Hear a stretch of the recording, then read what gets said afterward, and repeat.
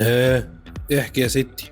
بص، ببساطة شديدة لازم الناس تيجي متأخر، وده طبعا دلع وتسيب. كملي كملي.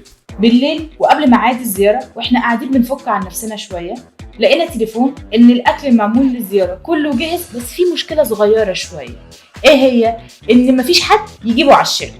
بس على مين؟ ده احنا عندنا شوية ابطال خارقين، احمد ويوسف اتصرفوا وجابوا لنا الاكل. ده احنا طلع عندنا مواهب في الشركة بقى. لو استنى، واول ما دخلنا العملاء اخيرا النور قطع، وعلشان الاكشن يكمل قضينا الوقت كله مستنيين العربية في الضلمة. ها، وبعدين؟ ولا قبلين اقنعنا العملاء ان ده جزء من التجربة. طيب الحمد لله عدت على خير. مفيش حاجة تانية صح؟ منا. بص، هو في حاجة صغننة كده. خير خير.